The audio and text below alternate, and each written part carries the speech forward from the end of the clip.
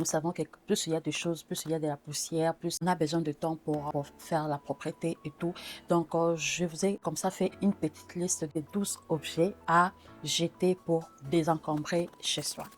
Hello mes petits et bienvenue dans cette nouvelle vidéo. À tous mes abonnés, à toutes les personnes qui vont passer par cette vidéo, je vous souhaite un très bon mois de décembre. C'est la fin de l'année bientôt, on sera dans l'excitation de fête, même si je vous conseille de garder un peu de calme, un peu de lucidité, un peu d'espace zen dans tous ces brouhahas de la fin de l'année.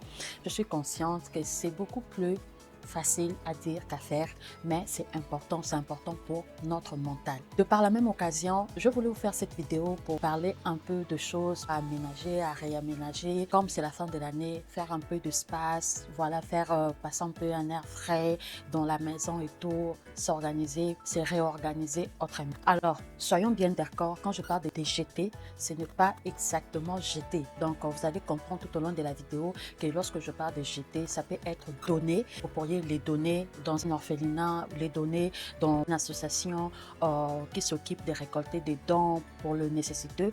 Vous pourriez également le vendre. Il y a aujourd'hui beaucoup de sites en ligne qui rachètent des objets déjà utilisés et même la plus grande chaîne mondiale, je ne sais pas si ça a changé, mais en tout cas de ce que je sais, même sur Amazon aujourd'hui on vend des objets qui sont utilisés parce que voilà, tout le monde est à fond sur l'écologie, ce genre de choses. Vous pourriez également aussi faire cadeau, tout simplement les nettoyer, voilà, apprêter, emballer et faire cadeau, pourquoi pas. Donc sans plus tarder, on va se lancer dans le vif de la vidéo. La première chose que je pense que tout le monde qui va passer par cette vidéo a vraiment besoin de désencombrer, je sais que vous en doutiez déjà, mais ce sont les vêtements. Franchement, les vêtements. Et je pense aujourd'hui qu'avec l'avènement voilà, des commerces en ligne et tout, des achats en ligne, c'est beaucoup plus grave en fait. Parce qu'avant, il fallait avoir du temps, trouver un peu de temps pour aller s'acheter de nouveaux vêtements. Mais aujourd'hui, tu es tranquille dans ton coin, tu es sur ton téléphone, en train de lire, en train de, je sais pas moi, sur un réseau social, et puis tu vois la publicité qui monte d'une nouvelle collection qui vient de sortir, voilà, et puis ça tape sur toi comme ça, tu n'as rien demandé. Tout ça pour dire qu'aujourd'hui, il y a beaucoup plus d'achats compulsifs, ce que voilà, je ne conseille pas et je n'appuie pas, mais à la fin de la journée, tout le monde est libre de faire son argent, ce qu'il veut. Mais en cette fin d'année, pourquoi ne pas voilà, repasser un peu dans son dressing, essayer un peu de voir, surtout des achats compulsifs qu'on a fait des choses qu'on n'avait pas programmées et puis on arrive avec cette pièce-là à la maison, on se rend compte qu'il n'y a rien d'autre dans notre dressing qui va avec la pièce en question. Si tu as acheté un habit qui aujourd'hui ça va faire 1 année ou 2 ans que tu ne l'as pas porté, donc tu ne le porteras jamais. Franchement, moi j'en ai fait l'expérience, à moins que vous ayez, je sais pas moi, un dressing qui est une garde-robe qui est monumentale, mais vraiment pour des personnes, on va dire des personnes normales dans la vie de tous les jours, si vous achetez un habit que vous ne le portez pas pendant toute une année c'est quand même beaucoup, je vais dire, ou soit 2 ans, c'est que vous ne le porterez jamais. Donc autant que le mettre là, que ça prenne de l'espace, il faut les donner à quelqu'un qui en aura peut-être besoin plus que vous en ce moment. Et aussi le pièce dont on se dit toujours qu'on va amener à la réparation. Moi-même qui parle là, ça c'est mon gros problème. C'est-à-dire que quand je prends un habit que je me dis, voilà, je vais faire centrer un peu, ou soit un habit que j'ai déjà et puis ça a peut-être un problème de fermeture, je me dis que voilà, je vais faire réparer ça. C'est-à-dire que même lorsque j'ai appris à réparer mes habits moi-même, pour prendre mon habit à moi et le mettre là et le réparer, je ne sais pas, ça c'est tout un problème. Et si vous avez des habits comme ça, donnez-les et puis dites aux gens à qui vous les donnez que voilà, ça a besoin de réparation, il faut les amener pour qu'on répare à tel endroit, à tel autre endroit. Dites-leur et si vous voulez, voilà, vous pouvez le prendre pour le faire réparer parce que moi je n'ai vraiment pas le temps de le faire réparer. Il y a toujours des gens qui les prendront avec bonheur et avec gratitude. Voilà. Et dans ces mêmes lots-là, j'inclus également les habits qui ne nous conviennent plus pour X ou Y raison, peu importe, mais qu'on met là et on s'est dit, voilà, je suis en train de perdre du poids, un jour j'arriverai à reporter ces habits. Si votre perte de poids arriver à marcher. C'est que je vous souhaite, hein, de tout mon cœur, je vous souhaite que ça marche parce que je sais combien le processus de perte de poids peut être vraiment prenant moralement. Et si ça arrive à marcher, vous allez le constater avec les habits que vous avez déjà. C'est-à-dire que si par exemple vous portez double XL et que voilà, au bout d'un moment, ces habits-là commencent à tomber sur vous, commencent à être beaucoup trop larges et que vous commencez à aller racheter des habits, par exemple XL ou bien L, c'est-à-dire que votre perte de poids marche, mais vous n'avez pas besoin de vous encombrer avec tant d'habits et attendre le jour où vous allez perdre du poids. Peut-être si ça se trouve, le jour où vous allez réellement perdre du poids, ces habits-là ne seront plus du tout à votre goût et vous aurez juste simplement besoin d'aller faire du shopping, voilà, selon vos goûts, selon la personnalité que vous aurez acquis en ces moments-là. Donc, on est d'accord que ça sert vraiment à rien de se dire, voilà, je vais agripper à ces habits-là. C'est ça ma motivation de perte de poids. Mais si vraiment c'est une source de motivation pour vous, je vous encourage. Mais si c'est juste parce que tout le monde le dit et que je vais le dire, ou bien tout le monde le fait et que je le fais aussi, pour moi, c'est vraiment une manière de s'encombrer inutilement. Et en deuxième position pour cette vidéo, je vais vous parler de tous les objets cassés et tous les objets qui sont là sans vraiment qu'on sache pourquoi ça est là en fait. Peut-être qu'on avait acheté, c'est venu dans un kit, peut-être qu'on a acheté quelque chose, c'est venu comme cadeau à l'intérieur, peut-être, peu importe, mais je vais dire tous les objets qui sont là sans vraiment avoir une réelle utilisation dans la vie de tout le jour ou bien peut-être dans tous les 15 jours. Je donne un exemple tout bête. Par exemple, les épluches pommes. Ce sont des choses qu'on ne va pas utiliser tous les jours parce que ce n'est pas tous les jours qu'on mange de pommes. Mais le jour où on va faire le pomme de terre, bien sûr que c'est quelque chose qui va nous servir. Ça va énormément nous faire gagner du temps. C'est-à-dire que si nous mangeons le pomme de terre, par exemple, une fois tous les 10 jours ou bien une fois tous les 15 jours, ça vaut la peine que cet instrument-là soit là. Pourquoi? Parce que ça nous fait gagner un temps fou. Mais si, par exemple, j'ai dit n'importe quoi, vous avez une sorte de couteau ou bien une sorte d'instrument un peu spécial qui est là et vous-même, vous ne connaissez même pas l'utilisation et même si vous connaissez l'utilisation, vous ne l'utilisez pas parce que voilà, vous n'avez pas envie, vous n'avez pas besoin, parce que ce n'est pas indispensable. Pourquoi vous les gardez là? Donnez-les, vendez-les. Ça va vous faire de sous, voilà, ça va faire quelqu'un d'heureux. Mais vous, dans votre maison, dans votre quotidien, vous n'avez pas besoin, voilà, des 100 couteaux. Vous n'êtes pas un chef cuisinier, vous n'êtes pas en train, vous n'animez pas une émission de cuisine, vous n'avez pas une chaîne YouTube qui parle de cuisine. Donc, vraiment, je vais dire dans la vie de tous les jours, pourquoi vous avez besoin d'autant de couteaux, de spatules, d'autant de choses qui vous donne un peu plus de travail parce qu'à la fin de la journée, quand vous voulez nettoyer votre maison ou bien enlever de la poussière, c'est beaucoup plus de travail pour vous, ça vous prend plus de temps et ça ne vous sert pas réellement. Dire tous les objets qui sont là sans vraiment vous servir à vous, donnez-les peut-être à ces personnes-là, ça va vraiment servir réellement dans leur quotidien. Également, par la même occasion, je vais parler de tous les objets inutiles, de tous les objets qui sont cassés. Parce qu'on s'est dit, voilà, la manche de ces couteaux est cassée, j'aime beaucoup ces couteaux, je vais le faire réparer. Mais sauf que vous savez que vous n'allez jamais le faire réparer tout simplement parce que vous n'avez pas de temps ou bien ça va vous coûter beaucoup plus cher que de racheter un nouveau couteau. Donc, je ne sais pas pourquoi je parle beaucoup de couteaux, mais voilà, ça c'est ce qui me vient en tête. Donc, tout ça pour dire que si quelque chose est cassé et que vous n'êtes pas sûr et certain de pouvoir l'amener chez les réparateurs ou bien si vous ne connaissez pas des réparateurs pour cela, donnez-les, jetez-les, vendez-les. Bon, vous n'allez pas vendre quelque chose de cassé, mais voilà, vous avez compris ce que je veux dire. Et en troisième position de cette liste, je vais vous parler d'une chose qui, à mon sens, est très importante, le papier et les documents. Le papier et les documents, je pense que nous en avons tous. Je vais acheter un appareil électronique, ça vient avec 10 papiers à l'intérieur où on t'explique sur la garantie, sur l'utilisation, sur les fonctionnalités. Au bout d'un moment, ça va faire beaucoup. Ayez toujours l'habitude, quand vous recevez des documents, des lettres, et si vous pouvez les lire, lisez-les et faites les tri sur le moment. Avant, je faisais toujours cette erreur-là, voilà, de garder des lettres. Parfois, c'était juste de la pub, parfois, c'était juste de promotion.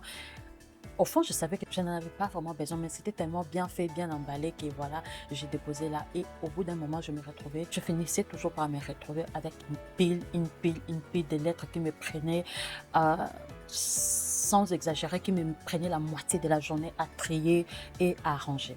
Mais depuis que j'ai incorporé ce système-là, c'est-à-dire que quand je reçois des lettres, je le mets quelque part et quand je m'assois pour les lire, je les lis et je fais le tri au même moment. C'est-à-dire que si ce sont des promotions dont je sais que je n'aurai pas besoin, je les jette à la poubelle. Si ce sont de la pub, je les jette à la poubelle. Si ce sont voilà, de lettres juste d'information, mais où il n'y a aucun engagement à l'intérieur, je le mets à la poubelle.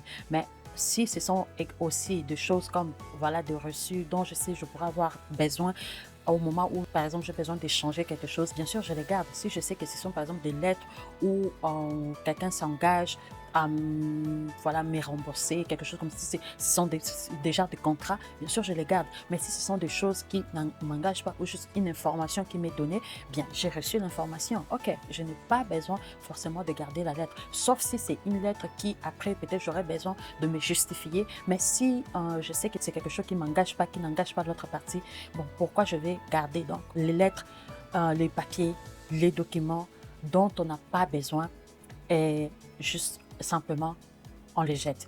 Et moi, je suis même allée au bout d'un moment à rassembler tous mes documents qui étaient importants. Quand je parle des documents, je parle vraiment de lettres, voilà, ce genre de choses. Et je les ai juste scannés. Et ensuite, je les ai mis dans un document sur mon ordinateur et aussi sur les clouds. Voilà. Parce que de cette manière-là, quand j'ai besoin d'un document, je ne me prends pas la tête. Je vais dans le dossier et je tape juste les titres du document et puis ça sort et puis je suis bon. Si vous n'êtes pas encore abonné à ma chaîne, je veux vous inviter à vous abonner. Ça ne vous prend même pas 10 secondes, c'est gratuit. Ça booste la chaîne et surtout à partager cette vidéo dans les groupes pour aider les personnes qui ont du mal avec l'organisation, qui gardent tout, qui vivent dans des milieux vraiment, des vies très encombrées, ce qui n'est pas au final aussi très bon pour la santé. Parmi les choses à jeter, je vais également vous parler des aliments périmés, des aliments qui sont là depuis très longtemps où on est sûr qu'on ne va pas manger. Bien sûr, au début, je vous ai dit que si vous pourriez donner. Je dis jeter, c'est vraiment dans ce sens-là. C'est que vous pourriez donner. Moi, j'ai toujours constaté quelque chose, c'est que quand je vais dans un restaurant et que je demande à ce qu'on m'emballe parce que j'ai aimé le plat, ou bien parce que voilà, j'ai payé cher, donc je vais ramener le reste de mon plat à la maison. Ce qui se passe, c'est que si je ne mange pas le soir même, je ne veux plus jamais le manger.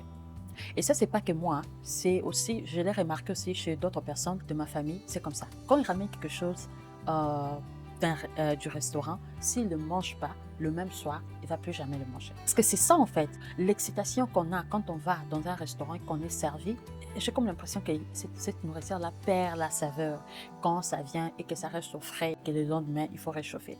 Et quand tu ne fais pas attention, tu te retrouves comme ça avec des plats, des choses que tu as emportées à la maison qui s'accumulent dans le frigidaire. Également avec des choses que tu as achetées, tu as pensé en avoir besoin, mais sauf que tu n'as pas utilisé et ce n'est plus du tout frais. Et puis ton argent, là, ça te fait mal au cœur. Et puis tu ne veux pas jeter, mais ça s'encombre, ça s'accumule, ça fait de la saleté. Il faut aussi de temps en temps voilà, essayer de faire du rangement dans son frigidaire et réfrigérateur, frigo, comme vous voulez. C'était ce qu'il y a jeté pour désencombrer. Et je ne sais plus à quel nombre on est, j'ai arrêté de compter, mais l'autre chose à jeter, ce sont le vieux rideau. On a beaucoup de personnes, en tout cas, ont tendance à changer les rideaux et lorsqu'ils changent des rideaux, ils gardent leurs anciens rideaux et ils se disent que de temps en temps, je vais commencer à changer, comme ça j'aurai voilà, un coup de neuf. Mais venez me dire en commentaire si vraiment vous, honnêtement, vous êtes le genre de personne qui se lève un bon matin et qui décide de changer des rideaux, juste pour changer en fait. Parce que ce qui se passe, c'est qu'on enlève nos rideaux lorsqu'ils sont sales pour les nettoyer, mais les enlever juste pas pour réaménager, juste parce qu'on veut enlever et remettre d'autres. Franchement, je ne connais pas beaucoup de gens qui les font. Chaque fois que j'enlève mes rideaux, je les mets là quelque part, je me dis, mieux vaut que j'en aille pour le jour où je vais laver, au lieu que la maison reste comme ça, je vais remettre d'autres rideaux. Franchement, je ne le fais jamais. Je trouve que c'est beaucoup trop de travail. Et franchement, je ne connais pas beaucoup de gens qui les font. Tu vas chez quelqu'un, tu trouves les rideaux ne sont pas là, c'est son jour de grand ménage, il est en train de nettoyer ses rideaux et puis après, quand c'est ça qu'il les remet, peu de gens en tout cas vont se dire que je vais juste mettre d'autres rideaux en attendant. Donc, ce genre de choses, ça prend tellement de l'espace.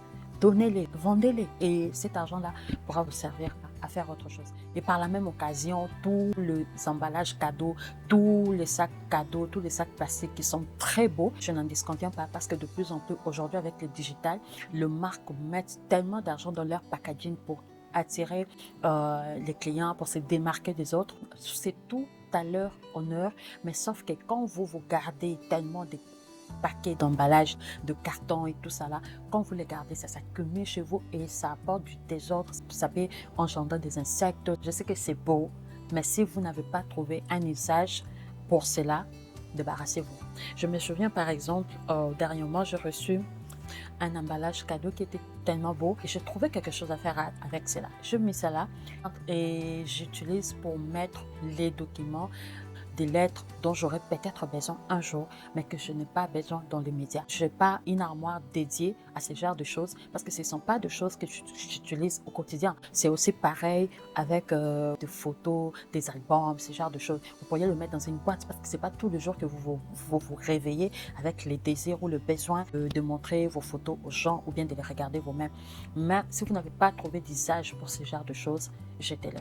Une autre chose dans cette liste de choses à jeter, ce sont les appareils électroniques. Je sais que quand on est, par exemple, resté très longtemps avec un ordinateur, on s'attache forcément. Un bon jour, on se lève et la machine ne marche plus. On essaie de faire réparer, mais sauf que ça n'a pas marché. Et nous, il y a une valeur sentimentale attachée à cet ordinateur, quelque chose qui est tout à fait compréhensible. Mais après, si vous savez que c'est quelque chose qui ne va pas s'arranger, pourquoi garder? Le mieux, c'est de les jeter parce que ça ne fonctionne pas. On a tellement d'appareils, de vieux téléphones, de vieux écouteurs qui ne marchent plus, voilà, des handphones qui ne marchent plus. Jetez-les. Mais ça marche, voilà, c'est comme ça. Et autre chose de cette liste, ce sont les objets de décoration inutiles. Quand je parle d'inutiles, je ne veux pas nécessairement dire LED ou bien lait. Non, ce sont des objets que quand vous avez acheté, ça vous a tapé à l'œil, vous avez dit, je veux mettre ça sur mon armoire, sur ces coins de la maison et tout. Mais sauf qu'au bout d'un moment, il se trouve que vous n'avez pas vraiment trouvé l'utilité de l'objet en question. Ou soit peut-être que vous en avez trop. Ça vous donne maintenant de la paresse. Si ça ne vous sert plus et que franchement, ça y est là dans votre intérieur pour rajouter de la poussière, simplement vendez-le. Vendez-les, c'est plus mieux. Et autre chose de cette liste dont je voudrais vous parler, c'est bien le vieux jouet et le vieux jeu que nous avons. Il y a des jeux qu'on avait parce que voilà, on avait l'habitude de jouer ça avec tel ami, mais sauf que cet ami-là est parti, il est parti très loin et qu'on n'a pas dans notre entourage une autre personne avec qui on peut voilà, jouer. Les enfants sont devenus un peu trop grands, il y a des jouets qui n'aiment plus, il y a des jouets qui n'utilisent plus, ils ne jouent plus avec. Donnez là à d'autres enfants, c'est aussi la fin de l'année, il y a tellement d'enfants là dehors qui ne rêvent que d'avoir un tout petit cadeau, peu importe si c'est quoi, faites le bonheur d'autres enfants, donc donnez-les. Et la deuxième chose dont j'aimerais vous parler dans cette vidéo, ce sont les livres que vous n'avez pas lus ou bien que vous avez déjà lus. Si vous avez acheté un livre et qu'il est là, ça fait des années qu'il est là, vous ne l'avez jamais ouvert, si ça se trouve, vous ne l'ouvrirez peut-être jamais. Il y a toujours des lecteurs qui sont preneurs de tout ce qui vient comme livre, voilà, parce qu'ils adorent la lecture et même si vous adorez la lecture, peut-être que finalement ce style de livre-là ne vous a pas plu, alors donnez-les, vendez-les, ne jetez pas les livres, ne jetez pas les livres. Il y a énormément de personnes qui veulent, qui recherchent les livres, donc ne jetez pas. Donnez-les. Il y a des associations qui récoltent de vieux livres et qui les amènent dans des coins où il n'y a pas de bibliothèque pour les donner, dans des écoles où il n'y a pas de bibliothèque pour les donner. Peut-être que vous êtes aussi comme moi. Moi, j'ai un défaut, c'est que quand j'ai lu un livre en entièreté, surtout si c'est un livre qui parle d'une histoire voilà, chronologique, c'est qu'après, j'ai vraiment la flemme. Franchement, je n'arrive plus à m'asseoir et à relire le même livre. C'est-à-dire que ces livres-là peuvent rester là pendant 5 ans. À chaque fois que je vais les regarder, cette histoire-là va directement être comme ça devant moi.